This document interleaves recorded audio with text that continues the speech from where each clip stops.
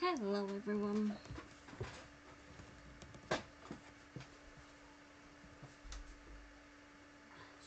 Gee.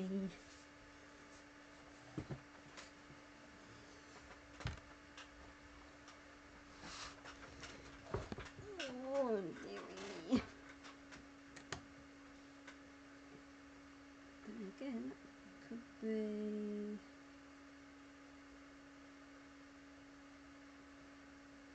No. Don't even know where that goes. Anyway. Onward and upward.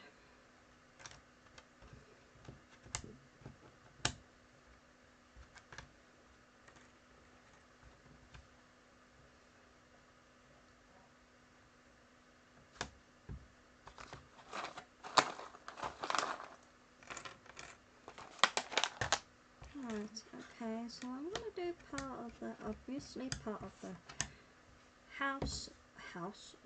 pub, and some bits for the sky.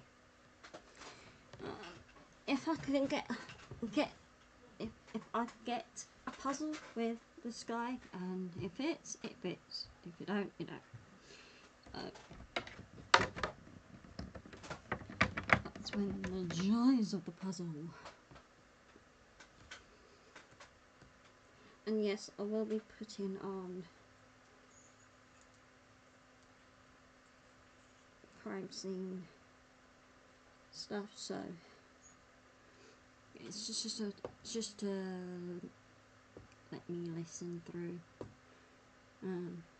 Helps my tinnitus, so.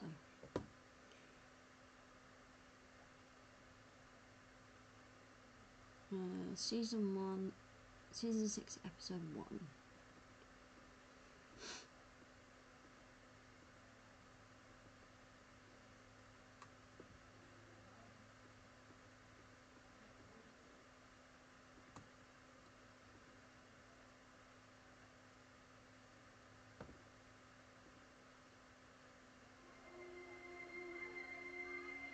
In 1995, Carolyn Killaby of Vancouver, Washington, got into a heated argument with her husband.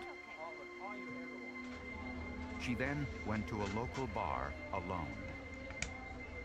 No one has seen or heard from her since. But some saliva from an envelope and a speck of blood on a wristwatch helped solve the mystery of her disappearance.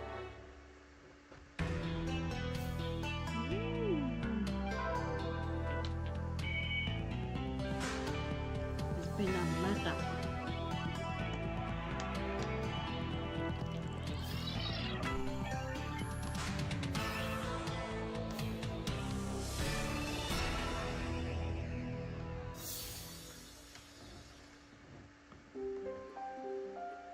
In 1990, Carolyn and Dan Killaby were married, each for the second time. Dan managed a furniture store. Carolyn was a medical technician employed by the U.S. military. Carolyn and Dan each had a daughter from their previous marriages, and they moved into this home in Vancouver, Washington. My mom was basically the backbone of my whole family. I mean, she was very strong-willed, and she held everybody together. She was the problem solver, she was the supporter, she was the happiness, the joy. She was just like everything you could ask for. On Saturday night, November 11th, 1995, Carolyn and Dan got into an argument. She'd been in a fight with her husband because her husband had decided, instead of doing something with her that night that she'd counted on, they were going to go out. He was going to go out with his brother and have some food and drink. And she objected significantly to that. And I don't know whether she stomped out of the house and drove over there or how that transpired, but she ended up at Omar's and she was doing some serious drinking there. A waitress said Carolyn was dancing, but was there alone and was obviously intoxicated.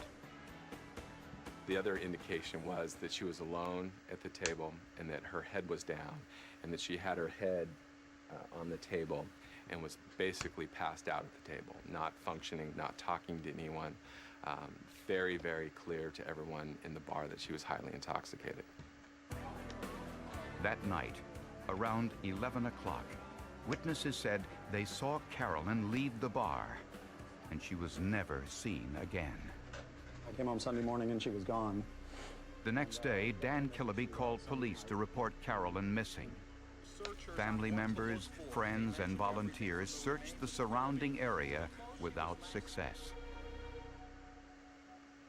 I knew that she would not leave unless somebody made her.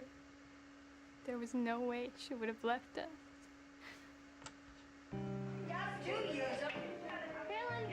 She is really the light of the family. Her personality, her kindness. Hello, super misrepresentation. Huh? Sorry. Carolyn's car was found in the bar's parking lot. Not mine. The Killaby Hi, family Super hired their Salty. own search dogs. The dogs tracked Carolyn's scent from the bar directly back to her home. Mine are real puzzles. The police believed this might be evidence that Carolyn returned No home at from the once. bar before she disappeared. Well, I do No have one else on was my, home that night. Android, but Dan and the two that's only girls for spent when I Saturday have, night elsewhere.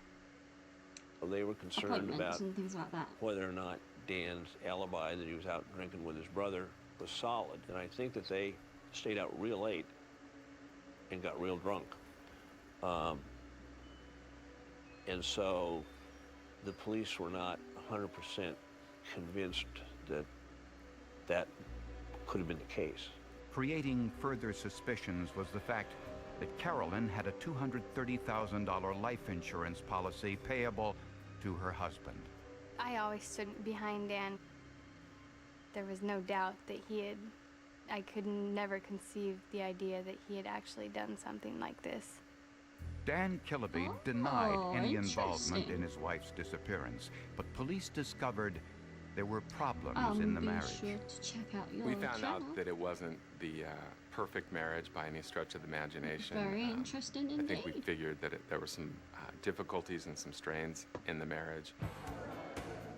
2 hours after Carolyn left the bar, the police received 2 calls from people who said they heard a woman screaming for help in a Relaxing field puzzle time. about a This mile is, from Omar's what lounge. It's called, so that's what Police I'm doing. searched the area using night vision goggles, but they found nothing. But welcome, With no solid leads, welcome. the Killaby family offered To the a house. $10,000 reward for any information on Carolyn's whereabouts. And then, a bombshell. I had to say that because it does A get a little customer bit at nutty Omar's sometimes. lounge said he saw Dan Killaby with Carolyn in the parking lot on the night she And- disappeared. What you're listening to is the Forensic Files. When 34-year-old Carolyn Killaby season didn't 6. return home after spending So a I night can't drinking at a show local it, bar, But her I can husband Dan listen was to an it. immediate You can suspect. listen to it, if that makes sense. Prosecutor David Seeley says there's an old saying in missing persons cases: before you look at outlaws, you have to look at the in-laws. One of the things they look at to begin with is a husband in a missing person case like this, because I think a large percentage of the crimes are committed by family members. Police found no evidence of foul play in the Killaby home.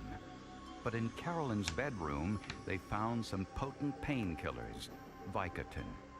My sister was having some problems with prescription drug medication, and I had confronted her and talked to her about that.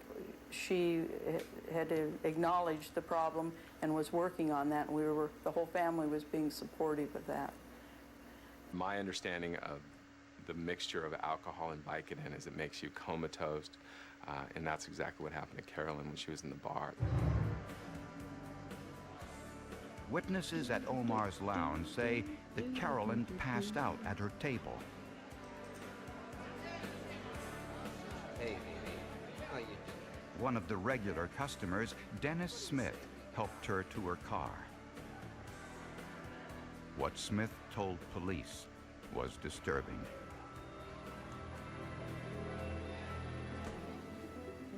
He said that he and Carolyn left the bar and engaged in consensual sex in his truck.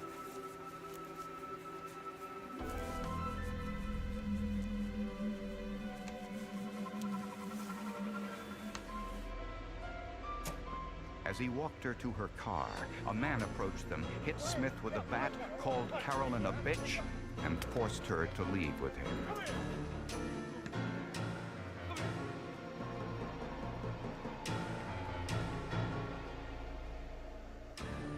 When shown a photographic lineup, Smith identified Carolyn's husband, Dan, as the culprit. Dan Killaby angrily denied this. He offered to take a lie detector test and passed. Dan Killaby said he and his brother were out drinking together that night in a bar, which the bartender there confirmed. When police looked closer into Dennis Smith's background, they discovered that Smith had been convicted for the murder of his sister, Patricia Ann Johnson, in 1982. Smith served 10 years of that sentence and had recently been released on parole. And a witness told police that she saw mud on Smith's truck on the night Carolyn disappeared. He came to a Shell station in Clark County. His truck was all dirty. He asked the attendant there, who was a friend, whether or not he could go to her parents' house and wash his car. The employee also thought she saw a blood smear on Smith's shirt. With this new information, Smith's truck was confiscated, and police noticed that the inside of the truck had been wiped clean. No fingerprints, hairs, or fibers, even though Smith said Carolyn had been in the truck for consensual sex. Investigators did find a tiny speck of blood on the steering wheel, and there was evidence of a recent fire. Smith said a cigarette butt accidentally ignited the upholstery. An alert homicide investigator also confiscated Smith's wristwatch. In the forensics lab, scientists found a tiny speck of what appeared to be blood in the crevice of the wristband. Tests indicated it was human, but whose was it? Since we get half of our DNA from our mother and half from our father, scientists could identify whether it was Carolyn's blood in the truck by analyzing DNA samples from Carolyn's parents. But Carolyn's mother delivered some shocking news. Despite raising Carolyn as his own, the man Carolyn called Dad wasn't her biological father, a fact withheld from Carolyn during her upbringing. Carolyn's biological father had died years earlier. This made the bloodstain analysis much more difficult. We didn't have any solid DNA. We didn't have a piece of skin or a blood sample from her body that we could compare to the bloodstain. So we were a little up in the air about what to do. Without a body, scientists would have to improvise. When Dennis Smith learned that he was a suspect in Carolyn Killaby's disappearance, he fled, and a nationwide manhunt was underway. We didn't know who she'd left with. We had the thought that maybe she was in a hotel and angry. And then we found out that she had been seen leaving with this guy Dennis, and so we didn't know what that meant. And then we found out that he was a murderer that had been out on parole, and so that took away some hope. While the FBI searched for Smith, forensic scientists analyzed his truck. Arson experts discovered hydrocarbons on the upholstery of Smith's truck. Hydrocarbons are present when an accelerant or flammable liquid is used to start a fire. A clue that the fire was intentionally set. The damage was extensive, and Smith's story didn't match the evidence. We got a similar car seat. We tried to recreate the fire in 3 or 4 different ways. And each time we couldn't come up with that type of damage that we saw in his car. In a small crack in the steering wheel, a phenolphthalein test identified a tiny stain as blood. And on Dennis Smith's wristband, scientists found another speck of blood. But without Carolyn's body, scientists had no DNA sample for comparison. So detectives searched for a sample of Carolyn's DNA, and they found it in Alaska. 10 years earlier, Carolyn mailed a letter to her girlfriend in Alaska, and her friend had never thrown it away. On the envelope flap and stamps was Carolyn's saliva, still a rich source of DNA even after 10 years. The samples were too badly degraded for traditional DNA testing, so scientists used a newer and less exact DNA test called mitochondrial DNA. Traditional DNA testing analyzes the nucleus of the cell, but outside the cell nucleus are what are known as mitochondria, cells that can be identified, although not as precisely as in traditional DNA testing. Mitochondrial DNA is inherited from a mother to her children, and therefore if you want to make a match between a sample of evidence from a missing person, as was in this case, blood stains from someone whose body was not available, you need only go to a maternal relative. The DNA from the envelope flap and stamps matched the DNA from the blood found in Smith's truck. And with DNA samples from Carolyn Killaby's mother and daughter, Dr. Melton concluded that the mitochondrial DNA in Dennis Smith's truck was that of Carolyn Killaby. It was a DNA profile that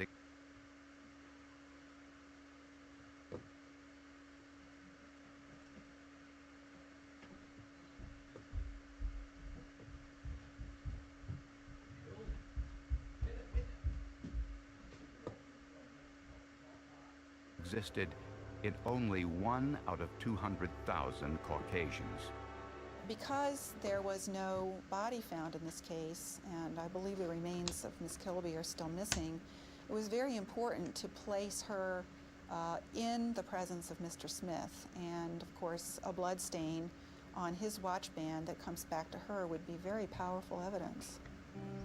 On the 1-year anniversary of Carolyn's disappearance, friends and relatives gathered for a candlelight vigil outside of Omar's lounge, the last place she was seen alive.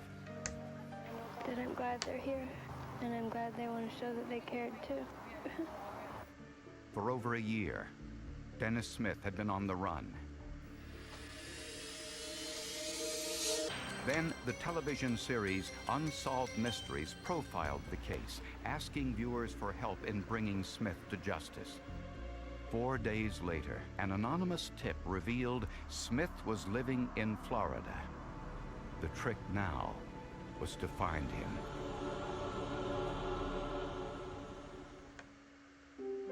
And I turned to drugs, and my stepdad turned to alcohol, and my sister turned away from all of us, and my whole family just fell apart. Everything that I'd known for 15, almost 16 years in one night was all unraveled. For 15 months, Carolyn's family waited for some word on the search for Dennis Smith. Law enforcement searched all over the country, and an informant said Smith was living in Florida. Police there stopped a vehicle on the suspicion it was stolen. The man driving the car was Dennis Smith. Smith tried to get away. There was a fight, and Smith was shot in the scuffle. I was hoping that he was in a lot of pain. I wanted him to hurt. I crossed my fingers, though, that he didn't die. As much as I hate him and do not want him in this world, if he were to die, there was really no hope of finding my mom's body, or for him having to suffer in prison. Smith survived the gunshot wound and returned to Washington State to stand trial for kidnapping, rape, and the murder of Carolyn Killaby, even though police still hadn't found her body. Smith pleaded not guilty and stood by his story that he was attacked by Carolyn's husband in the parking lot of the bar and that Carolyn left with her husband. The defense reminded the jury that Smith identified Dan Killaby from a photographic lineup. But prosecutors said Smith probably recognized Dan Killaby from television news reports about his wife's disappearance. And it's just amazed me, and I see on TV, on court shows, on anything, real or not, how the defense always tries to twist the victims into this horrible person when they never did anything to ask for what they got, and they didn't deserve it.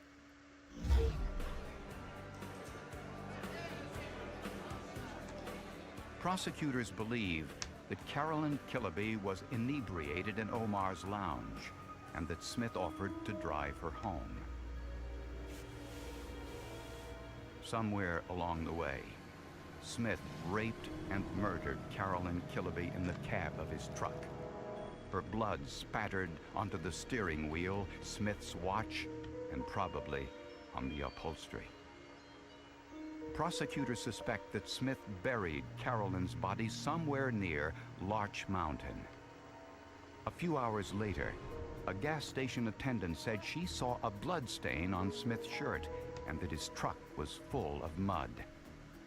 Smith attempted to remove the blood inside his truck with detergents. And when he couldn't remove it all from the upholstery, he set it on fire.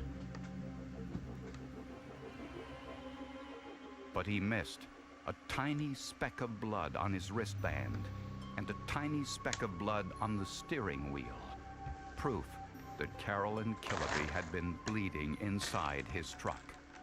Some of his friends happened to be nurses. He went into a great detail with his nurse friends about what is DNA, how do you get rid of DNA. I used Pine Sol and Lysol and other cleaning agents in my car. Is that going to get rid of DNA?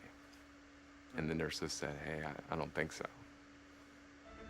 Prosecutors also discovered that when Smith was in prison for killing his sister, he told his cellmate how he would get away with murder the next time. Mr. Smith told an inmate that if he ever committed another murder, he would dispose of the body by digging a hole, placing the body in it, recovering the hole, and planting a tree on top of it so that no one would know that a body is under there. And wherever she is, it's out in most likely a dark, cold place where we can't go and visit her physically, where her remains are. He also told the inmate that he would dispose of the other evidence by burning it. The only scientific evidence in this case was the mitochondrial DNA taken from 2 tiny specks of blood. Dennis Smith was found guilty of aggravated murder and sentenced to life in prison without parole.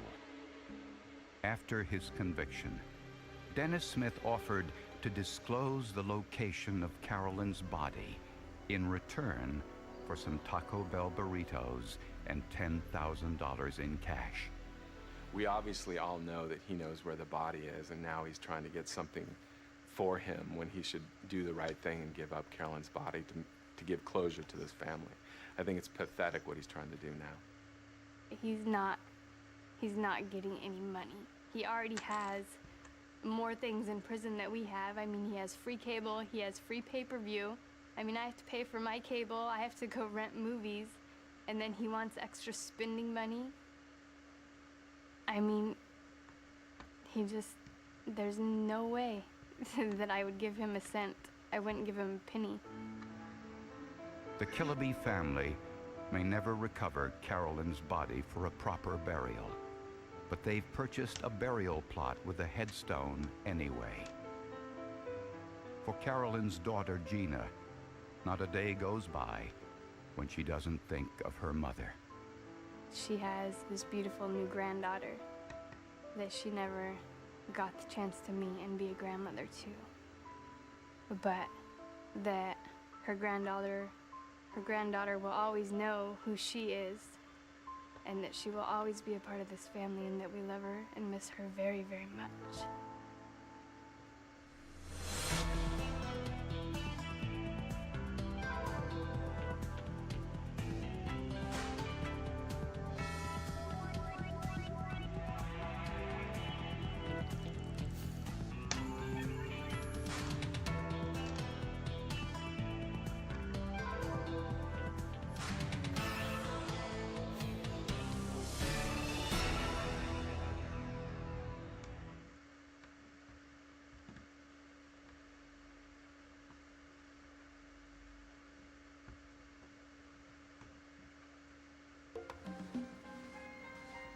During the fall and winter of 1991, police searched all over New England for a woman who had disappeared from her home in Maine. Police were not sure whether she had run away or had met with foul play. 1 year later, investigators found a clue that had been right under their noses from the very beginning.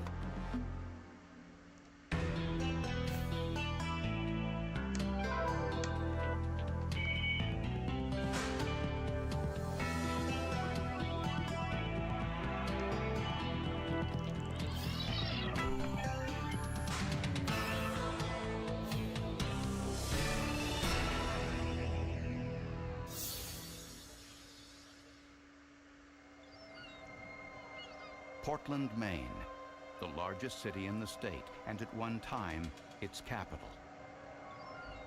It's a deep-water port on Casco Bay, an inlet to the Atlantic Ocean, which explains its role as a major fishing center. Pearl Smith worked as a fish packer. Every day, she boxed crates of fish for shipment around the country. It was hard work, with little pay. After work, she was a frequent customer at a bar near the docks. She was a regular there, as was Bill Bruns, a man 13 years her senior. Bruns was a trucker. His job was hauling fish from Maine to Montreal. The two had a lot in common. They liked to drink, and they were unlucky in love. Pearl had been divorced 5 times, and Bill's 3rd marriage had just ended. They fell in love and were married in the summer of 1986. Their relationship appeared to be close. They met for lunch each day at this restaurant on the docks. But on August 13th, 1991, Pearl's daughter called police to report her mother missing. She said Pearl failed to show up for a family gathering she had been looking forward to. My mother was very loving, very caring, everybody's best friend. Gosh, like I said, she'd give her shirt off her back for anybody, you know, and she was always there when you needed her. She never let you down. South Portland detective Linda Barker was assigned to the investigation. At the Bruns home, she noticed that none of Pearl's clothing, jewelry, and personal items were missing. And her prized possession, a black Cadillac with vanity plates reading Pearl B, was still in the garage. Pearl really loved her Cadillac, and she very rarely went anywhere with it, without it. And that was one of the things that Elaine was very concerned about, that her mother left, but left her Cadillac behind. The car being left behind in the garage said to me that my mother never left the home. If my mother had left the home, she would have been in the car. So my daughter lives out of town and I have a few friends out. Bill Bruns told police that he and Pearl had an argument, and afterwards, he left for Chinese food. When he returned home, Pearl was gone. But he said he wasn't worried, since she would occasionally leave with no explanation. It was not unusual for Pearl to leave home for 2, 3, 4, even 7 days at a time. She would go and stay with friends in Old Orchard or with family members. So, yeah, it had happened in the past, and it was not unusual. But with her car still in the garage, how did she leave? Police called the airlines, bus, and taxi services, and there was no evidence that Pearl Bruns had left town.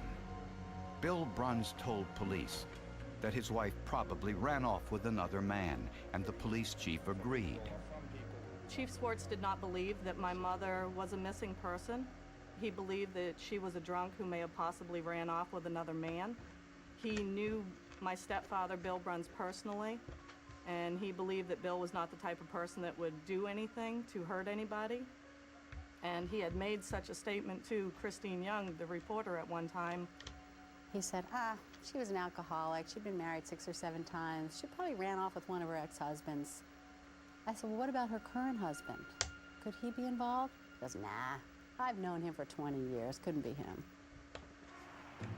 Days passed, and then weeks, and Pearl Brun's family feared they would never see her again. In the port city of Portland, Maine, police continued their search for 48-year-old Pearl Bruns. Oh, yeah. How about the phone bill? Prosecutors were suspicious of Pearl's husband since he hadn't reported her missing. Mr. Bruns' behavior in this case was peculiar. If you came home one day and found your wife was gone without any explanation, what would you do? What would any of us do? Bruns did nothing. It was Pearl's daughter from a previous marriage who called police. I knew that my mother would have been in contact with me, so there was no doubt in my mind that my mother was no longer alive.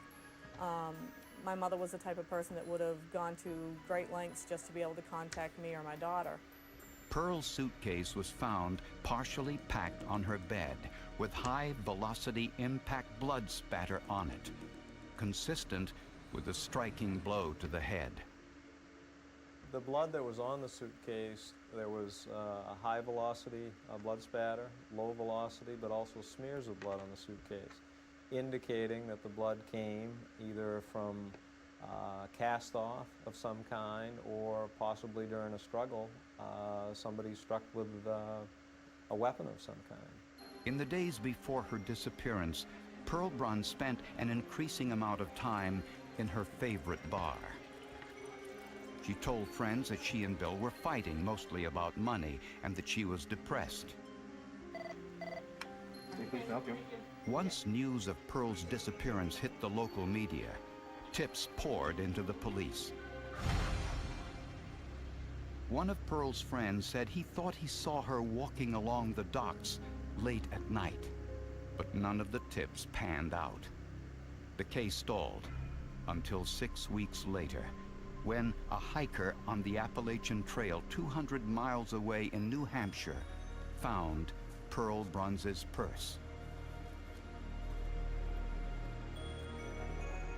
But the pocketbook was found right near where the body of another murdered woman had been found a year or 2 before that, in the exact same area. And that woman's murder, to this day, has never been solved. All of my mother's identification and everything was in the purse. They described jewelry to me and stuff that was in the purse that was definitely my mother's. A search of the area uncovered nothing more, but police now listed the case as a possible homicide. So I was thinking it might be possible that my mother's body was somewhere out there also. It was laid there in open view with her personal belongings, driver's license, jewelry, and money inside the pocketbook, with blood spatter on the outside of the pocketbook. Somebody wanted us to find that pocketbook.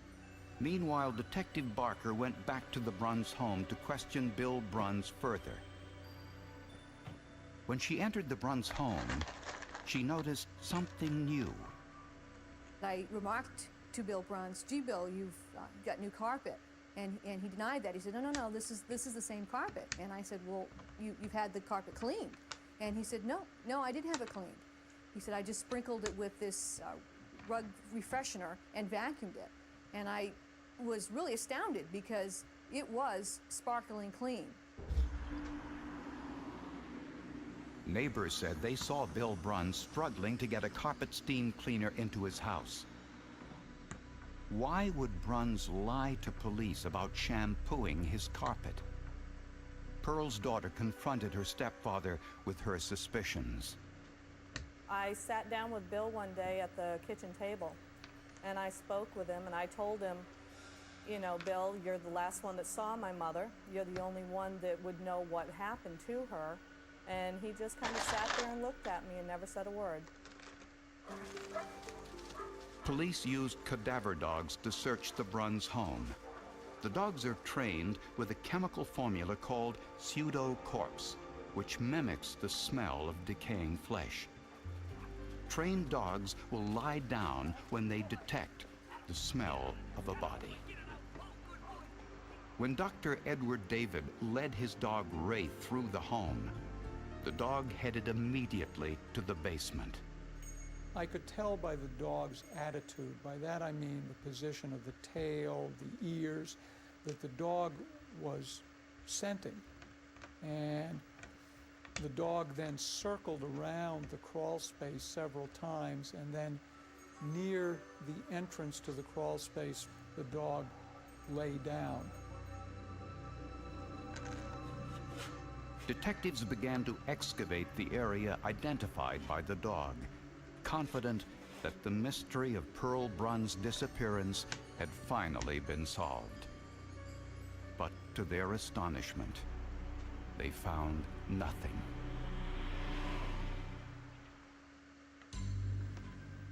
After months of searching for Pearl Bruns, the only clue to her disappearance was her purse, found along a hiking trail 200 miles away in New Hampshire. A cadaver dog identified the scent of human remains in Pearl Brunn's basement, but the excavation turned up nothing. A serious setback for investigators. The investigation was a frustrating investigation because it was going on for so long. At some point during these kinds of investigations, you do reach a conclusion just based on common sense. Things aren't right. This lady's dead, and we've got to prove what happened and who did it. There was speculation that Pearl's body may have been dumped at sea, or somewhere along the highway Bill Bruns traveled every week on his trucking route. Bill drove refrigerated trucks. He hauled fish from Maine to Canada. In some of our minds, we thought, what a perfect way to get rid of a body. You've got a refrigerated truck to stick it in, you haul it with the fish. There's plenty of blood anyway. But you've got to remember, too, that with Bill's connections to fishermen on the dock and so on, that Mrs. Bruns could have been taken out to sea and dumped overboard in somebody's fishing boat. Bill Bruns continued to maintain that his wife had run off with an ex-husband. But one of Pearl's friends revealed information that contradicted that. She said, there's one thing I want you to know. She said, if anything should ever happen to me, you tell them that Bill did it. And I said, Pearl, what are you talking about? And then I just forgot about it. So police got another warrant to search the Bruns' house. This time, they used a chemical reagent, luminol. When luminol is sprayed on an area where blood has been cleaned up with water and detergents, it glows or fluoresces. When it was applied inside the Bruns' home, the luminol told a horrifying tale. Cast-off blood spatter was evident on the walls and floor. Bloody footprints led towards the bathroom. Areas of the rug and linoleum floor showed where large amounts of blood had been spilled and later cleaned up. On the steps leading down to the basement, more blood. Each step indicated that a bloody object had been dragged downstairs. At the bottom of the stairs, some 4 feet across, was a large blood stain. Most alarming was a blood stain found in a 38 by 25 foot dirt crawl space. On the dirt floor was the blood pattern of a human body, the same height as Pearl Bruns. It was clear that large amounts of blood had been spilled and cleaned inside the Bruns' home, contradicting Bill's story that his wife had simply left. No, you're involved, all right? Detective Harriman confronted Bill Bruns with the luminol evidence. And we asked Bill, what would you think, Bill? Who would you suspect would do or cause foul play to your wife? He said, I would suspect the husband. You've been sitting here lying. Bill Bruns continued to maintain his innocence, but when asked to take a lie detector test, he refused. Police were not sure what to do next. They had already excavated the basement floor once and had come up empty-handed. For the next 9 months, the investigation stalled.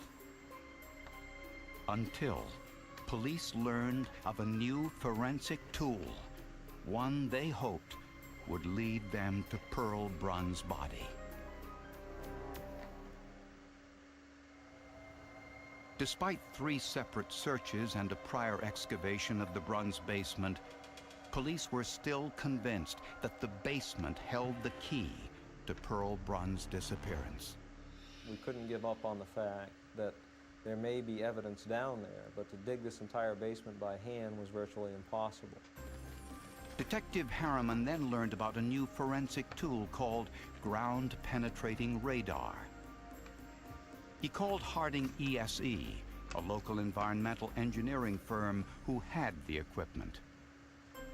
13 months after Pearl Brunn's disappearance, the Brunn's basement was searched with the radar. I'm afraid that they're going to find something, but I'm also hoping that they will, so that, it'll be over with, so we'll have some answers. The technology is normally used to locate large metal objects buried in open fields.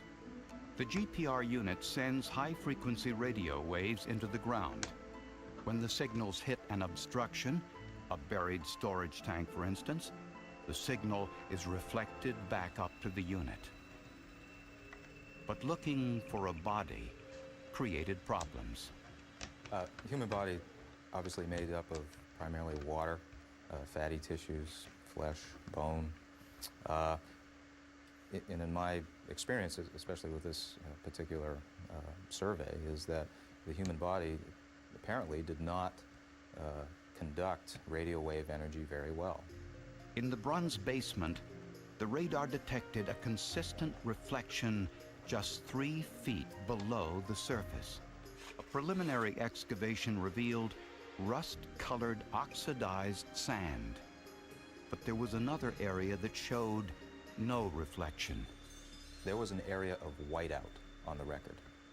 There was nothing to see, meaning that something absorbed the energy. What it was, we don't know until we dig it up and get a look at it. As Bill Bruns returned home from work, investigators began to excavate his basement once more. We dig just a few shovelfuls, and it's at that point in time that I strike the plastic bag buried approximately 2 feet below the surface, which turned out to be the head encased in a plastic bag. It was a badly decomposed human body, wrapped in 2 large garbage bags and tied with rope and tape. The individual was wearing a wristwatch with Pearl's name engraved on the face, and had pink shoelaces like the ones Pearl was last seen wearing. The stench of decomposition was overwhelming, and police walked upstairs to confront Bill Bruns for the last time.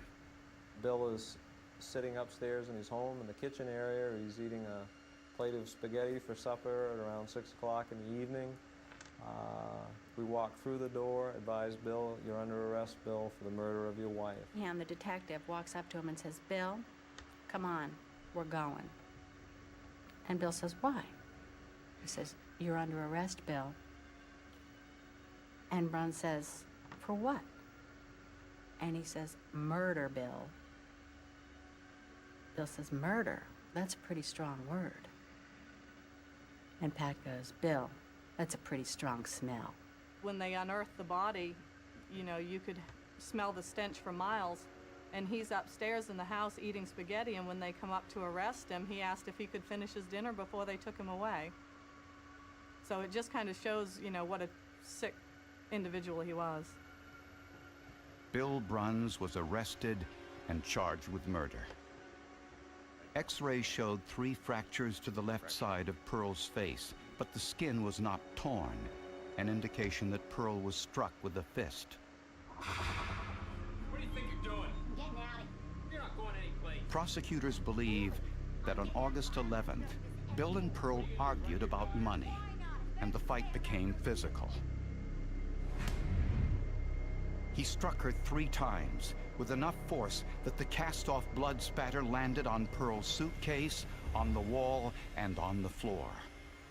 As she lay on the floor, Pearl bled to death. Bill then packed the body into plastic bags and carried her to the basement.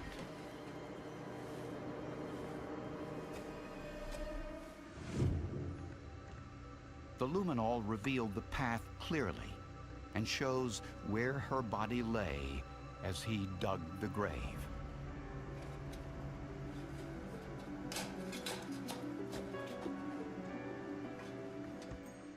The cadaver dog was correct about the body in the basement, and the location he identified was only a few feet away from the actual burial spot.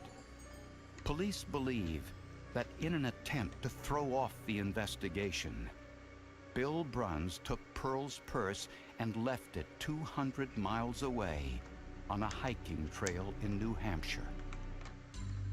Bill Bruns pleaded guilty to manslaughter and was sentenced to 15 years in prison.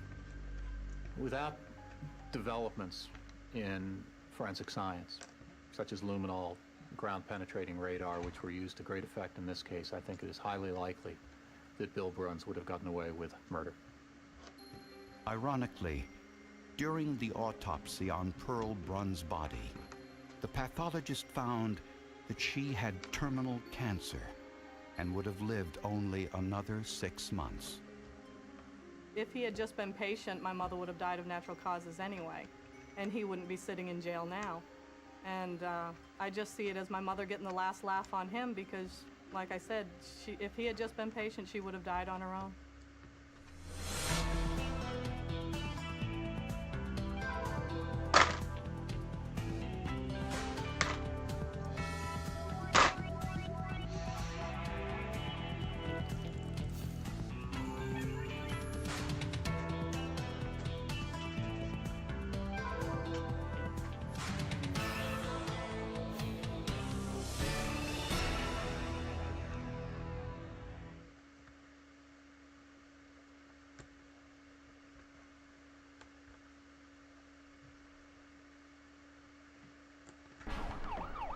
In 1989, a 4-year-old girl was rushed to a Texas hospital. An artery in her leg was completely severed. The little girl died shortly after arrival. Medical investigators believed the leg wound was no accident.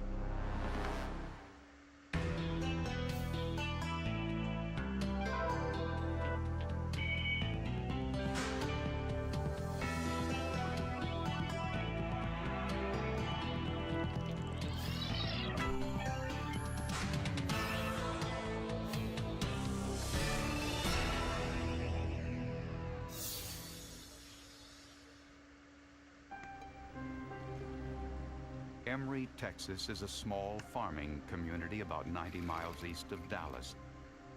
With a population of less than 1,000, life is simple here. Peaceful and quiet. In 1988, Debbie Lovelace and her 2 daughters from a previous marriage, Amy and April, moved in with John Miller. He too was divorced and worked in the construction industry. My marriage with John was good. He was a very good man. Took care of me and the kids real well. And we had a happy home life. We had a lot of fun together. The children, we did a lot of things with the children. We didn't leave them home when we went somewhere, so we took them with us. And had a family, a very close-knit family, really. John, Debbie, and the 2 girls moved onto a 5-acre farm just a few miles outside of town. It was complete with a house, barn, horses, and family pets. And for the children, freedom to roam and play among the beauties of nature. 4-year-old April loved living on a farm. She loved to play outside. She loved, being outside, and she liked to climb trees a lot. So I had a time keeping her out of trees. And she was just bubbly. I mean, she was just full of life. She just got into everything. She's always running. I don't think she knew how to walk. She just ran everywhere. Just a bundle of fun. Just after Christmas, on January 4th, 1989, the couple's older daughter Amy headed for school. April went outside to play. Debbie did her chores. John was working on an old building on the corner of the property.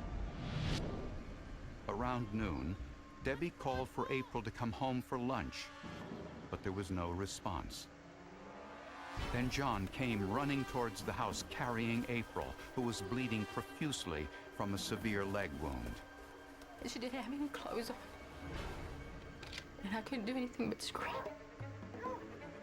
I was hysterical. I mean, I was just, because she was just black and blue all over, and I could see it at a distance, you know, and it was just,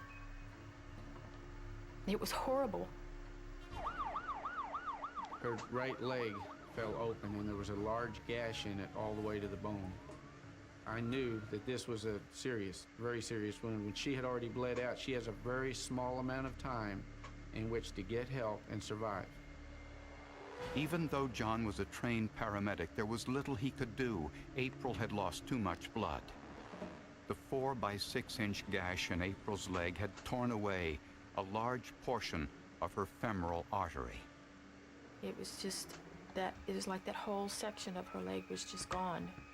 It was just like it had been ripped out. Doctors did everything they could to save April's life, but the damage was just too great. And it was just, she had went through too much and she went into a second shock. And she just couldn't make it. 4-year-old April died on the operating room table. John told police that he found his stepdaughter nude under a tree and bleeding profusely from a leg wound. According to John, April said, "The dogs did it." The sheriff ordered an autopsy. The suspicion was murder. John Miller said his daughter April, before her death, told him that the dog caused her fatal leg wound. The local sheriff's department suspected foul play. Journalist David Hanners covered this story for the Dallas Morning News.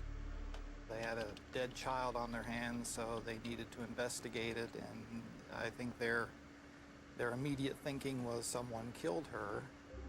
During the autopsy, the pathologist noticed long vertical marks and puncture wounds all over April's body, which he believed were indicative of some form of abuse.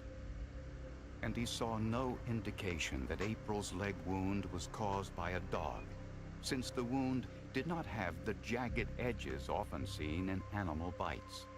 The wound was cleanly cut, and the pathologist concluded it had been made by a knife. His finding was that April had been murdered.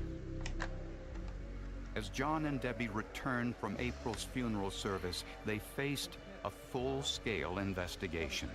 The police were everywhere.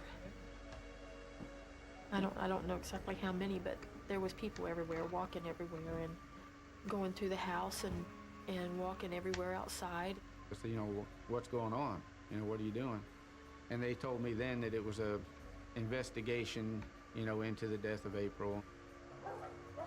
They felt like that dogs couldn't have done that to her. It was very scary. I couldn't figure it. I couldn't understand how somebody could have come and done that. Police found April's blood on a fence post and some leaves, but found no other outward signs of any dog attack. There were 3 dogs on the property. 2 belonged to the family, the 3rd belonged to a neighbor. None of the dogs had shown any hint of violence before. In the couple's home, investigators found paraphernalia allegedly linking the couple to the occult.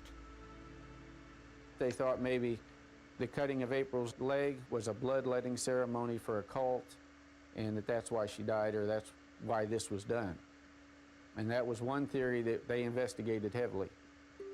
Police also collected an electric curling iron, thumbtacks, and push pins, items suspected of causing the scratch marks and puncture wounds on April's body.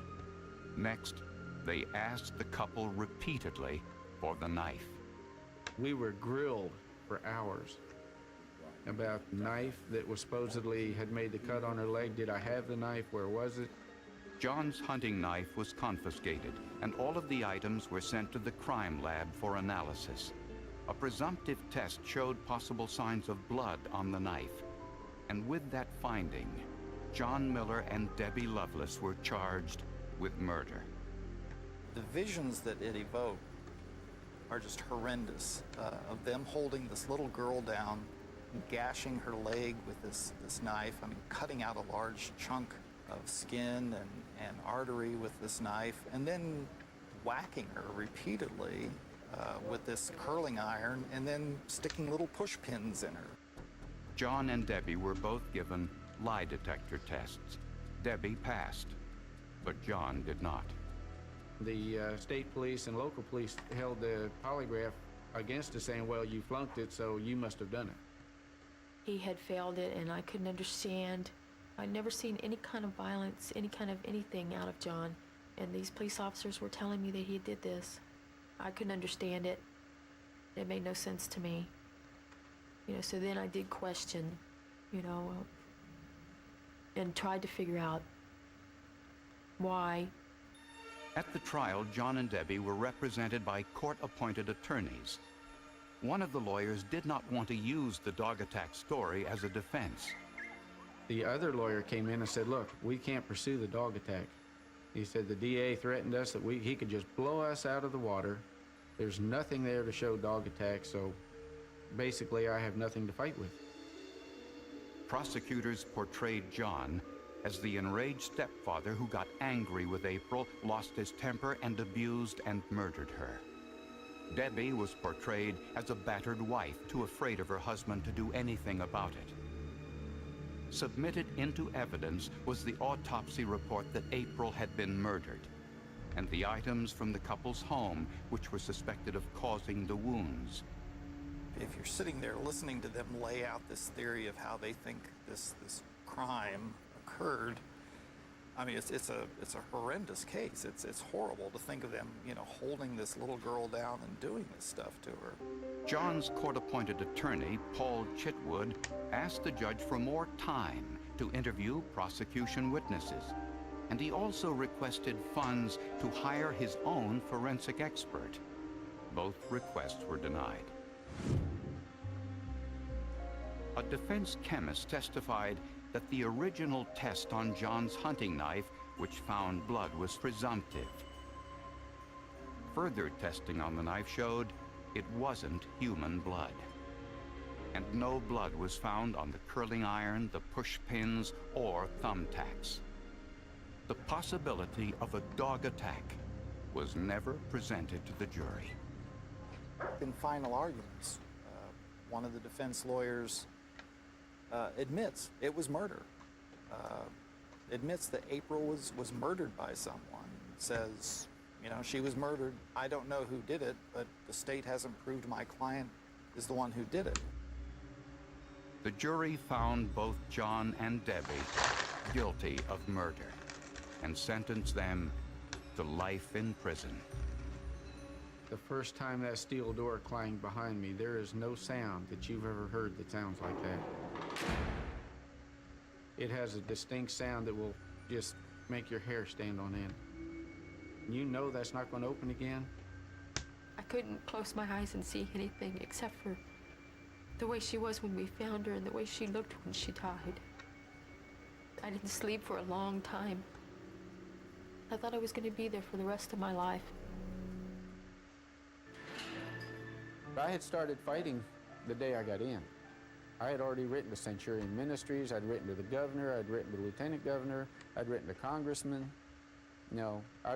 I spent more money on stamps than I probably could have had a pretty good meal on it. When you're put in that position and you're convicted of something that you didn't do, I just lost all hope of anything good ever coming from it, you know, for it ever to be turned around. I knew I was innocent. I knew Debbie was innocent. And I was not going to stop fighting until I got somebody to prove we were innocent. As the years passed in prison, Debbie Loveless and John Miller's first concern was for their older daughter, Amy, who was living in foster care. The other concern was finding a way to prove their innocence. You know, I never knew innocent people went to prison or were convicted for something they didn't do. And I guess I was naive and stupid thinking that it didn't happen. And then when it did, I couldn't believe it. Because I was innocent and they were saying I was guilty. John and Debbie maintained that April was playing outside and was unclothed because it was a warm day. They believed that one of the dogs attacked April while she was playing.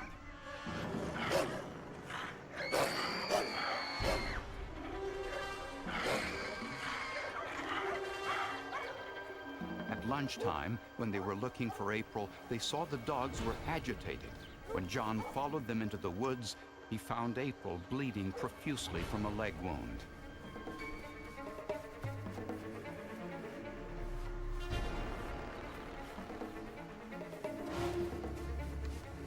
John said April told him that the dogs did it before she lapsed into unconsciousness. But the pathologist who performed the autopsy ruled the death a homicide. Attorney Robert Ardis was assigned to handle the couple's appeal. Robert Ardis is one of those attorneys that renews your faith in the legal profession. He has a good heart. He won't stop digging until he gets where he thinks he ought to be. While in the courthouse, sifting through the evidence, Ardis found a box containing hundreds of photographs of April's wounds. Most were autopsy photos, which had been shown to the jury at the trial. But he also found another set of photos taken just after April entered the emergency room. These were photos that had not been shown to the jury, and it wasn't clear whether John and Debbie's original defense lawyers had even seen them. When Ardis compared the two sets of pictures, he made a startling discovery. The pictures of April's leg wound were different. The pictures looked like that a dog had been involved in this death. Ardis sent the photos to a forensic pathologist at the Southwestern Institute of Forensic Science in Dallas. After studying the photos, he said that this child had been attacked by a dog. He said, I can tell you, yeah, it was something with canine teeth. What we were able to show, how a dog's teeth would just overlay exactly on the puncture wounds around where the place had been taken out of her leg. Dr. Dennis Asen is a forensic odontologist and agrees that animal bites are often difficult to identify.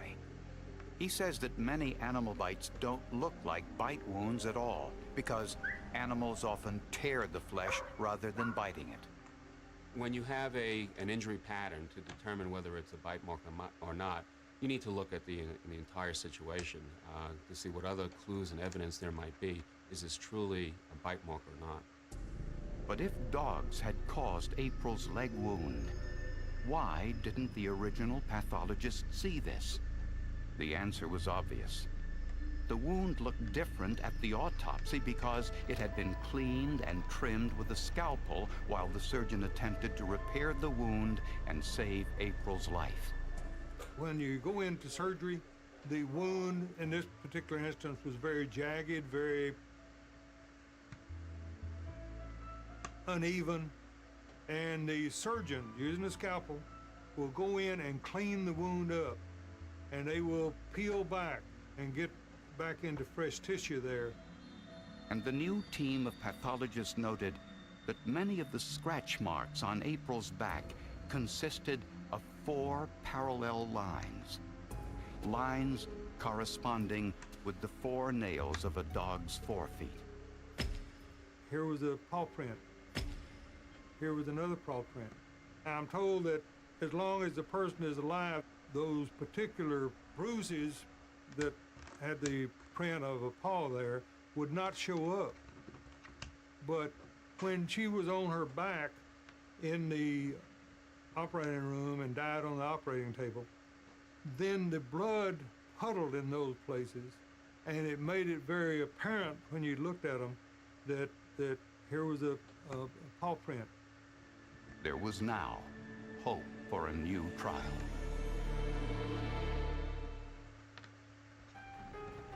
After spending 5 years in prison for the murder of their daughter April, John Miller and Debbie Loveless finally had forensic evidence to corroborate their story.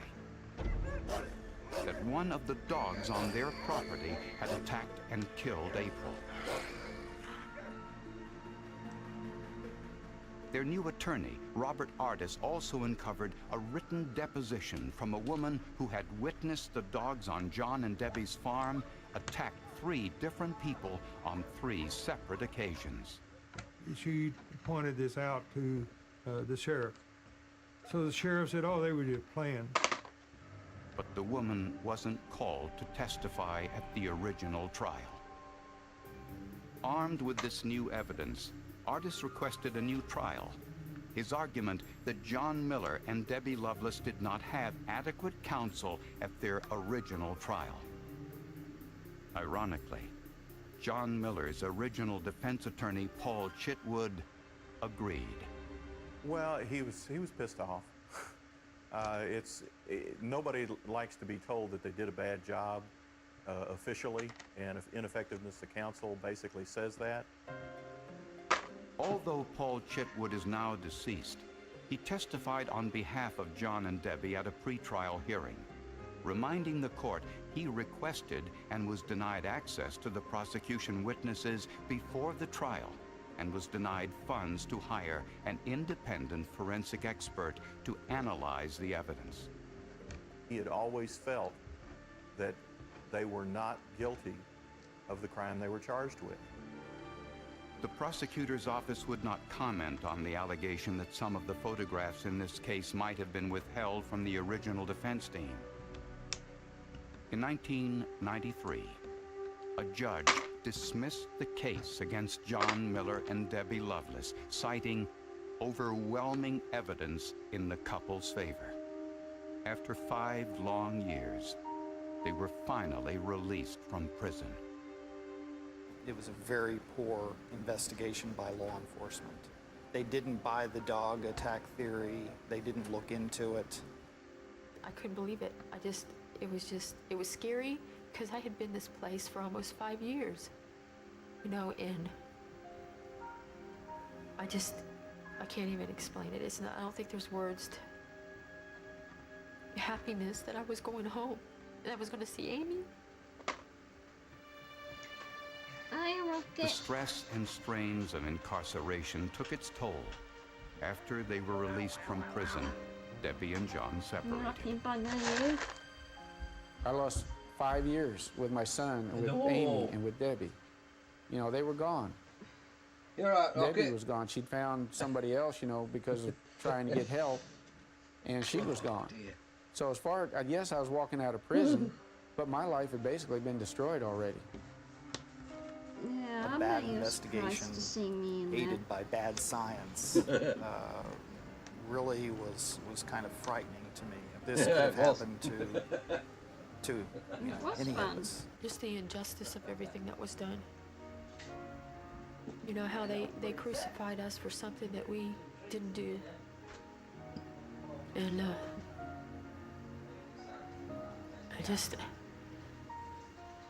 I don't understand why they did it.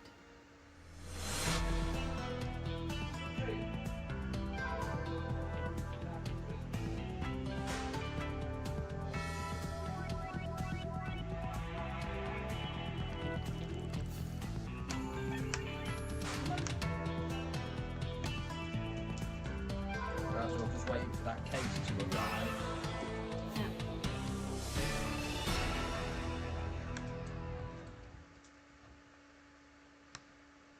And then I've got all the parts for that. But it means I've got to get the case sprayed, doesn't it? And I've got to design and build the bracket from scratch. In 1995, police in California received an anonymous letter which identified a pair of severed hands as those of a Navy pilot who had been murdered.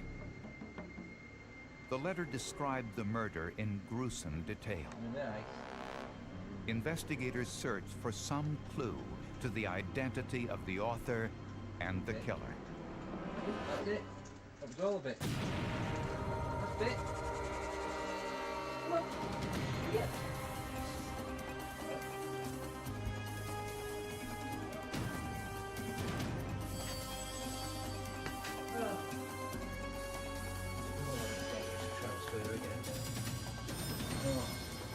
Yeah, that was funny, that lie.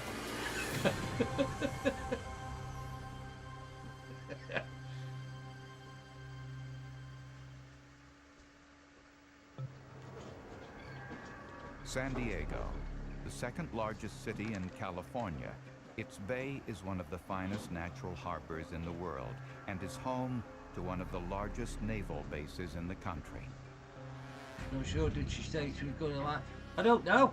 In 1994, I don't know, but you got a load of workers tickets at the what you San need to Diego scratch. Fibers Corporation were sifting through some cardboard in a recycling bin. Heck. Everybody wins, This don't they? is a lucky They bugger. made a gruesome discovery. Everybody wins. 2 human hands. At some point. First, I wasn't sure that this was Ah, no, legitimate. I'm only I thought, missing. a pair of human hands found in dumpsters seemed a little bit strange. And we collected Sonic evidence as confused if it was everyone. a normal I know. homicide with a complete body. Barking its head up. This was a little bit different because all we had were hands. X-rays showed degenerative damage of the joints consistent with an individual over age 60, and the size of the fingers and knuckles indicated they were men's hands. The right hand had It one meant distinctive that feature. He was trying to The get thumbnail attention was from missing. Mama. Detectives checked local The reason why hospitals she and was- morgues he to was see barking if they non-stop had is a because body that- of an elderly because it wanted man attention from without his mum. hands. No, he's barking at the window. On the other side of town, Mary Mead and Terry Holland were beginning to worry. I They thought that hadn't was gonna seen be their a big father, winner, that Don ticket, when them Harden, 2 coins in showed more up. than a week.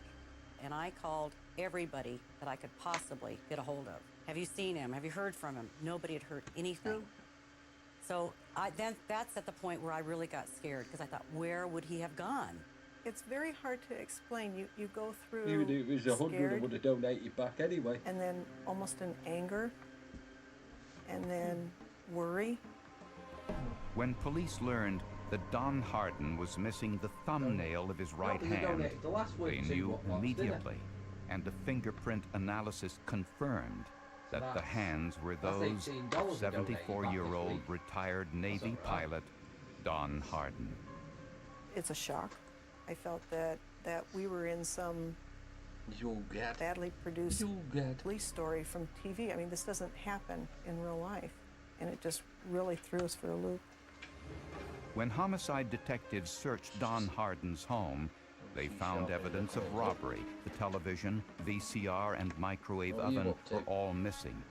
So was Harden's pickup truck. Are you awake again now? The TV guide was open Dessert to March this morning. 28th, which was probably the last day Don Harden was home. Small drops of blood were found in the kitchen, and it appeared that detergents and bleach had been used to wash the kitchen and bathroom floors. We were under the A lot of impression that it work, was either a preparation. missing persons report. Oh, I know, that's or why I'll a never theft take anything involved off her. with a missing person. You never That's why I don't lose take hope. nothing. I just Never give it lose all hope. back.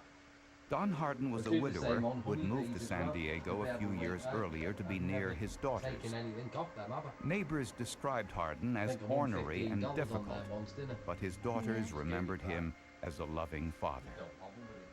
One of my cherished thoughts No, I am a little that I bit- have of him is that every time I spoke to him on the telephone at the end of our conversation, I always said, "I love you, Dad," And he'd say, I love you too, You kiddo. get nervous when you go in live. Hardin had a history of helping those in You need. go live yourself. He often being jacked. hired homeless No, men no, to do no, I odd mean, jobs around his property, and he happened? often let them live in a camper No, in his I- backyard. Not just We were very all comforted interesting knowing that lives. there was somebody there in case of an It emergency. just feels that, nervous and weird. My father could be taken care of immediately. You're always happy to Well, see I me think there. that's really great. There's a guy there that can kind of keep an eye on Dad. He's kind of a companion to Dad. Gives him some, you know, someone to talk to. He Don't helps worry, him I'll out. be more You know, open. I felt good about it. I'm basically Police only were going on to the very few lookout of for them the now. items stolen from Hardin's home. We in fact did recover some of Right, Mr. yeah. Hardin's I know. property. Even It was, shot believe me. it I was a like, wallet what the and a hell's she driver's doing in here? license and, maybe some Army medals. And we followed that up on that to find out if we could. That would lead back to a suspect. What a surprise, It was everyone. kind of a dead end. It was found in a dumpster, and think I we really did. couldn't put that back to a viable suspect. Investigators had no idea what happened to the rest of Don Hardin's body, but they suspected something terrible happened inside his home.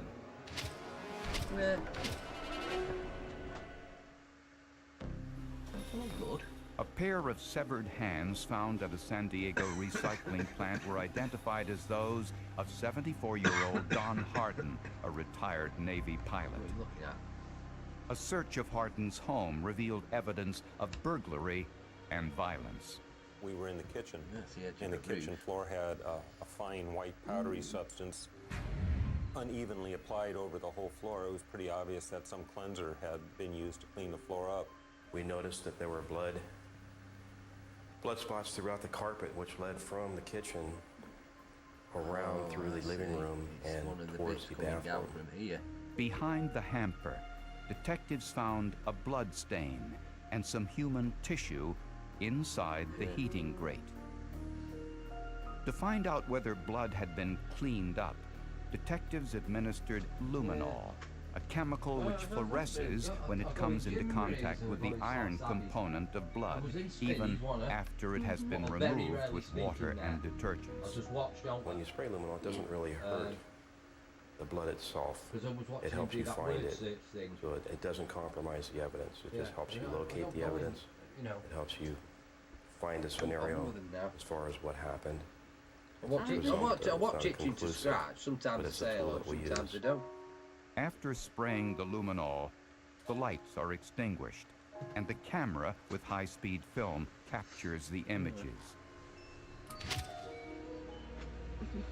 It was the largest glow of luminol I had ever seen in my life. It glowed like a Christmas tree. Police found a huge amount of blood on the kitchen floor, and a blood trail leading from the kitchen to the Yeah, we'll need one bathroom. more part to And start this in new the bathroom, project. We'll see there how was much even power it more uses. blood. Right? DNA tests revealed the blood was Take Don that Hardin's. apart. I took the other one apart, and you know, to The get to amount the of keyboard, blood led forensic pathologists to conclude that Hardin could not have the keyboard's been survived laid such on a and then devastating plastic attack. welded in. So you're going to have to I go desolder over to the every couch single and we sit down, point. and he says, "There's So it's like, is positive it worth proof it to save the laptop, or do we that your strip the father was laptop killed down, in the kitchen, and he was scavenge it dismembered for in the parts, bathroom, you know, and sell the and parts he on, is dead. It's positive Might proof be that he that and is keep the dead." screen It so didn't I can sink make in another for monitor. quite some time. But there's disbelief. There's the question why. What could have possibly provoked it? Hardin led a simple life in retirement, similar to other naval retirees in San Diego. So who would want him dead? And who would go to such lengths to conceal the murder? The day before he disappeared, I've got like glass neighbors panel to saw glue Don in. Hardin with one of the homeless men he I'm allowed wondering to whether I live in should his leave it another, backyard camper. You know, till tomorrow, leave it another 12 His hours. name for was that clear Dale coat to Whitmer, dry. a 41-year-old Pure. drifter who had a police So let it record for set, you know, like vagrancy it and could be yours, or let it go intoxication, for a week, but yeah. no past history of violence. Going out to the car. I'll do your upper panel tomorrow as well. Something wrapped up in The window needs cutting in it. So I've got to cut through all that plate steel. put it in the rear seat. Whitmer denied any knowledge of Don Hardin's whereabouts. Whitmer said that See you Hardin later, had loaned Rocket. him the pickup truck, but hadn't seen him since. He said he worked for Hardin on and off for years. He said he regarded the old man almost like a father. But friends and neighbors disputed that. Where the W is. Dale had told other people, neighbors, that the old man was bothering him and that he was really getting mad and that he was tired of the old man poking him and calling him names and belittling him. Here. Take your time. When you look at it closely. During the police interrogation, Whitmer was shown a photograph of the severed hands. You got to find the. See you later, Rocket. Have fun. And we asked him how he could know such a thing, and he just said he'd grown accustomed to seeing them over the year that they'd been together, and he just recognized them as being Mr. Hardin's hands. But Whitmer would say no more. Sorry. When police asked him to take a lie detector test, he refused. I'm gonna call it anyway. Whitmer's fingerprints were found inside Hardin's see home. you guys later But on. since he did odd... Thank you so much for joining us, and I will be live just after 10:30 UK time. So I'll see you guys later. Lots of love. Bye everybody.